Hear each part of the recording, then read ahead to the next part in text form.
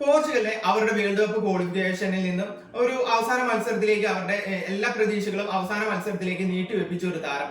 അതുപോലെ ഹംഗറിയെ അവരുടെ world cup ക്വാളിഫിക്കേഷനിൽ നിന്ന് പുറത്താക്കിയ താരം.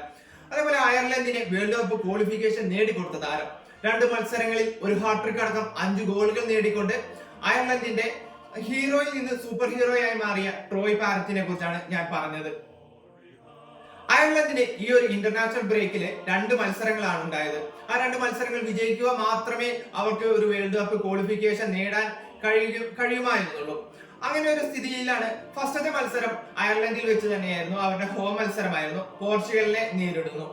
ആ ഒരു മത്സരത്തിൽ 2 ഗോളുകൾ നേടി ട്രോയ് അയർലൻഡിന് ഒരു വിജയം നേടിക്കൊടുക്കുകയാണ്.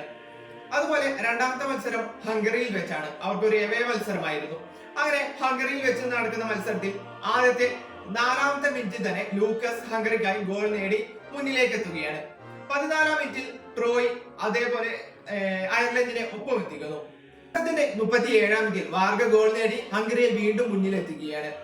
അങ്ങനെ ഒരു സ്ഥിതി അവസാന മത്സരം ഒരു 80 മിനിറ്റ് വരെ ഹംഗറി മുന്നിലായിരുന്നു. പിന്നീട് 80ാമത്തെ മിനിറ്റിൽ ട്രോയ് അതേപോലെ വീണ്ടും ഗോൾ നേടുകയാണ്. അങ്ങനെ അയർലൻഡ് സമനിലയിലേക്ക് എത്തി.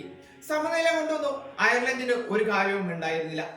അങ്ങനെ മത്സരത്തിന്റെ 90 മിനിറ്റുകളും പിന്നിട്ടു. 90 മിനിറ്റും കഴിഞ്ഞ് ഇഞ്ചുറി ടൈമിന്റെ അവസാന മിനിറ്റുകളിലേക്ക് കടന്നു.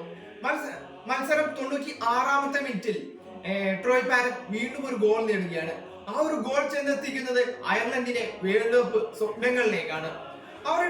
ഞാൻ പറഞ്ഞതുപോലെ ആ ഒരു 23-കാരൻ ചെന്നെത്തുന്നത് അയർലൻഡിന്റെ ഹീറോ എന്നതിനേക്കാൾ ഒരു സൂപ്പർ ഹീറോ പരിവേഷമാണ് അയാൾക്ക് അവിടെ ലഭിക്കാൻ ഇനി പോകുന്നത്.